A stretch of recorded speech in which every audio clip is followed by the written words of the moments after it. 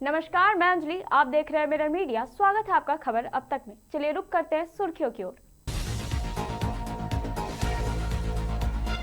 15 साल का हिसाब, 5 साल में विकास का वादा, विलियम शेक्सपियर मिश्रा ने भरा नामांकन।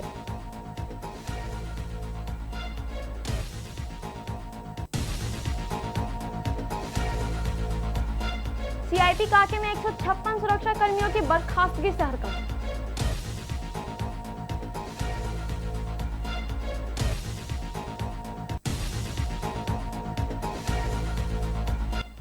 दोस्ती में गोली, पार्टी के बाद स्पीड विवाद में चली गोली।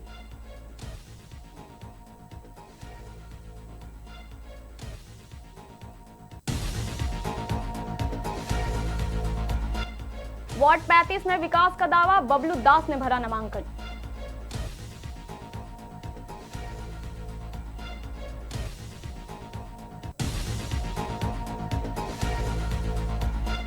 सेवा की विरासत, विकास का संकल्प, वार्ड 8 से मंजू देवी मैदान में उतरी।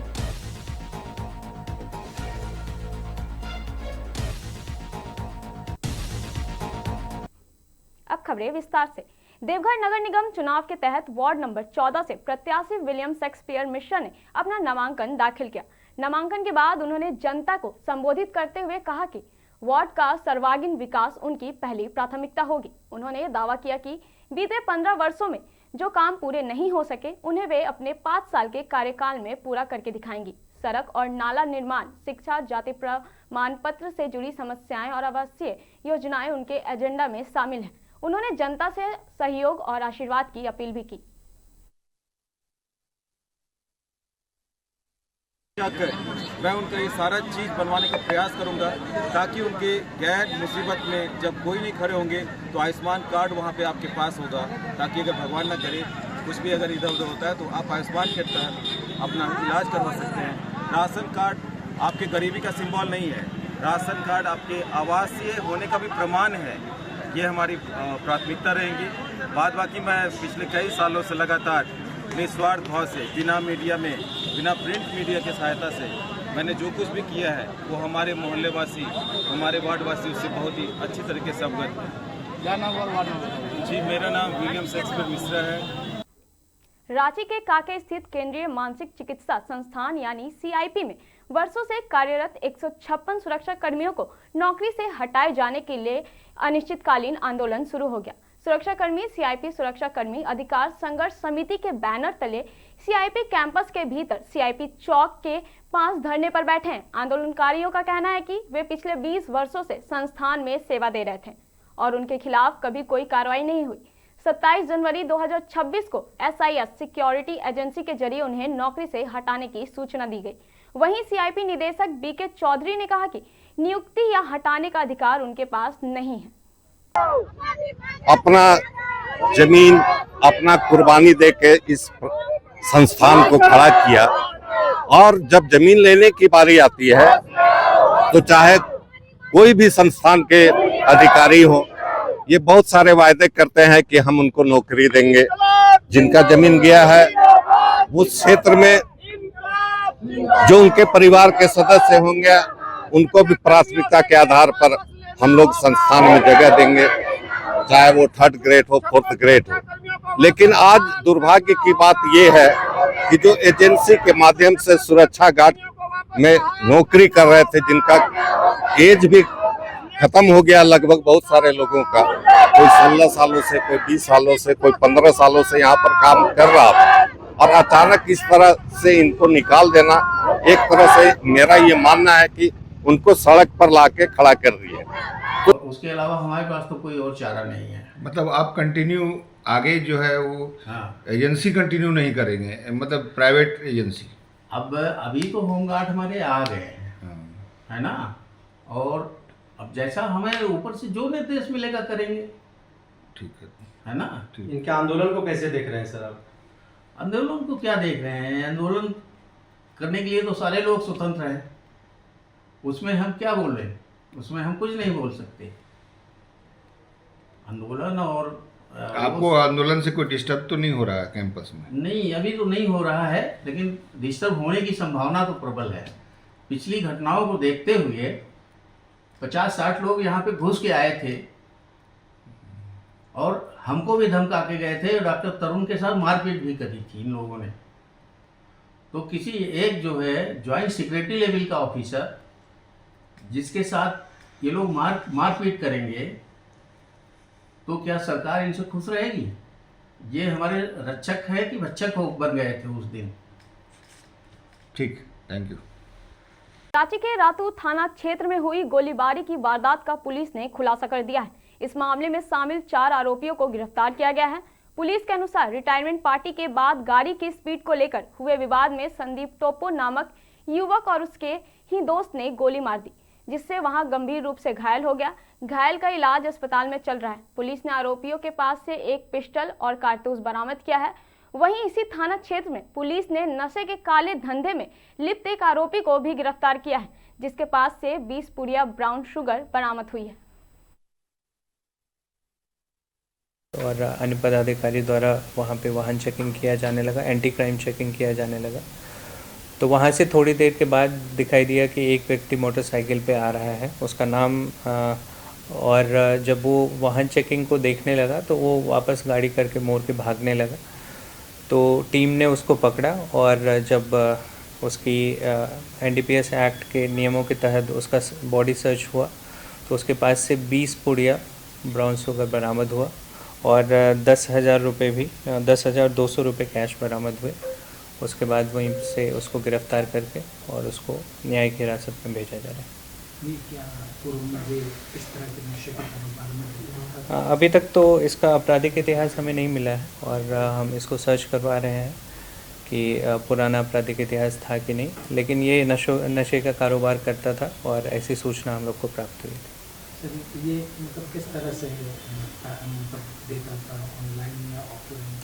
नहीं, ये जगह जगह जाके बेचता था और इसके नंबर्स जो थे वो कुछ लोगों के पास सर्कुलेटेड थे, तो जहाँ से भी ज़्यादा ऑर्डर आता था तो वहाँ जाके बेचता था। गिरोह है या अकेले काम करता था? अभी तक तो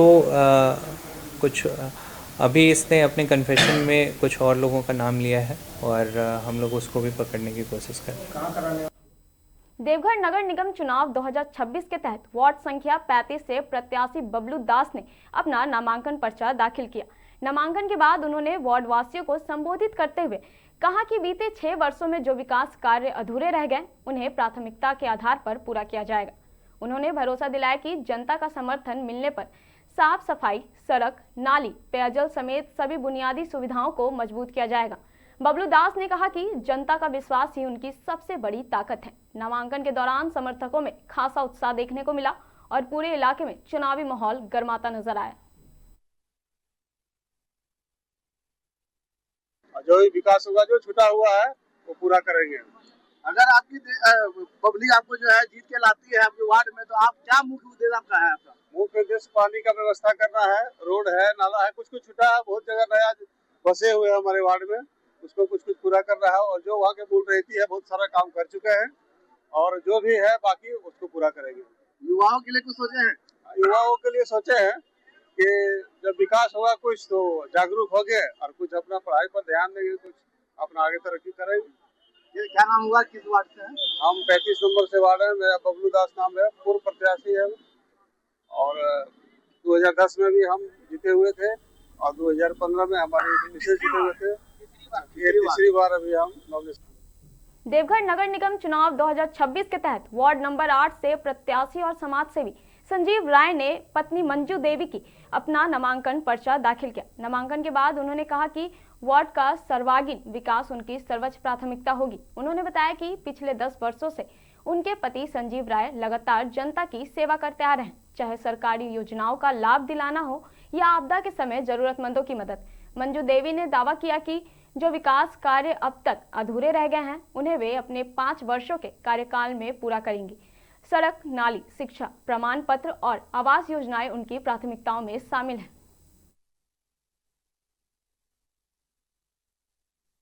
बहुत बहुत शुक्रिया धन्यवाद सभी अभिभावक माताओं बहनों को जो हमारे साथ आए, हमारे वार्ड नंबर 8 की जनता को बहुत उन पर खड़ा उतरेंगे। हमेशा एक मौका चाहिए, बस उनकी एक भी जितनी उनकी सुविधा है, सारी समस्याएं हैं, सब पे खड़ा उतरेंगे, सबको दूर करेंगे, सारी समस्याओं का हल करेंगे। पहले भी आपके बिना पार्षद रहते हुए बहुत जनसेवा किए हैं आपके हस्बैंड ने, क्या कहेंगे उनके बारे में? ये 10 साल से सबके सेवा पे ही उतरे हुए हैं। वो इसी का आज यह आए हैं नॉमिनेशन कराने के लिए। ये 10 साल का फल अब 10 साल के बाद मतलब मेरे हस्बैंड के द्वारा प्राप्त होगी। ये वार्ड नंबर 8 की जनता को बहुत बहुत शुक्रिया कहना चाहती हूँ कि हमारा साथ दिए आने के लिए यहाँ। अगर आप जीत के आती हैं तो आप क्या कहना चाहेंगी? हम जीत के आएंगे तो पूरा विकास करेंगे। सब वार्ड नंबर जितने 8 की बहुत सारी समस्याएं हैं जो मैं देखते हुए सब जगह डोर टू डोर जहाँ मैं गई हूँ, बहुत सारी समस्याएं ऐसी हो तो मैं कहीं भी सारे विकास करेंगे, सारे खड़ा उतरेंगे। कहीं भी मैं सारा नाला है, कहीं पोल पे बिजली नहीं है, सारी सुविधा पर मैं खड़ा उतरूंगी। पश्चिम वर्धमान जिले के पांडेश्वर, जमुरिया, रानीगंज और दुर्गापुर में प्रवर्तन निदेशालय ने एक साथ छापेमारी कर सनसनी फैला दी है। दुर्गापुर के सेप्को टाउनशिप में बालू कारोबारी प्रवीर दत्ता, जमुरिया के सबन गली में हार्डवेयर कारोबारी राजेश बंसल और पांडेश्वर के नवग्राम में कोयला कारोबारी मेजुल शाह के घरों में सर्च ऑपरेशन चलाया गया। ईडी अधिकारी अहम दस्तावेजों की जांच कर रहे हैं, जबकि सुरक्षा के लिए बाहर केंद्रीय बल तैनात है। हालांकि ईडी ने आधिकारिक तौर पर कारण नहीं बताया, लेकिन कार्रवाई को रेत और कोयला कारोबार से जुड़ी वित्तीय अनियमितताओं से जोड़कर देखा जा रहा है।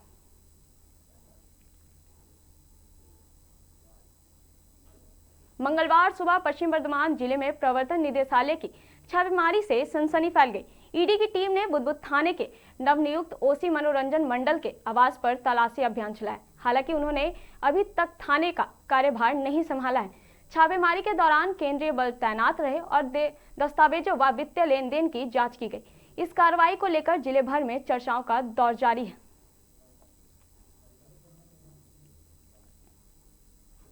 फिलहाल के लिए बस इतना ही। ऐसी तमाम खबरों के लिए जुड़े रहें मिरर मीडिया के साथ।